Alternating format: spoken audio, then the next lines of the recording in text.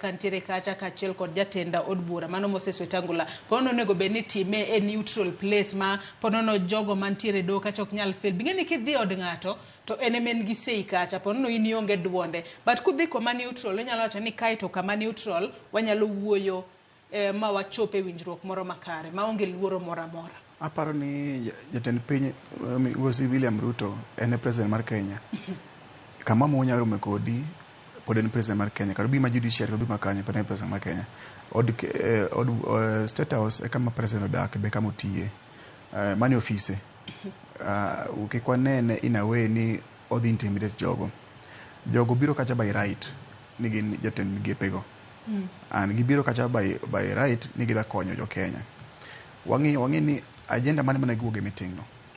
Ni wacho ni oyie migi recho wacho ni ang'o omigi judges ang'o omigi pesa ang'o omigi kamano. Nyamburko boss ni biro nyiewne. Bo nyiewne. King'iyo kaka bad mdo mar Kenya tiyo sane mar do en adier ni ng'e mageche. To keti ni judge ma idhi winjo kes Kisumu. Ndalo moko injo ka nyagida ginyiewe kata mandege manya konyo mondo gidang'o. Kecho dwaro mondo cases mante do watiek ng'o orum piyo mondo wayud konyo jo Kenya. Ere kod konyo jogi mondo bed efficient.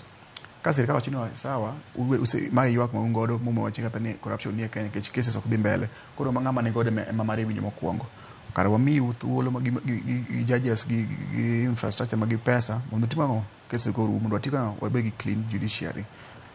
Ere gi wach kanyo ok en mako do mafwanda by default sirkal ber ka konyo do commerce resources ma do ma haki ya do mondo gibed godo. Awiyo winja ni Recho bende aneno ko buonjo bati kanyo. Akiano yiere kodi koso pogre paro kodi Recho. Ahero kaka Joseph explain ne jopiny mondo tem ka understand.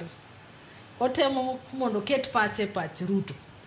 Ni gima kama emomiyo Ruto ne nyalo bedo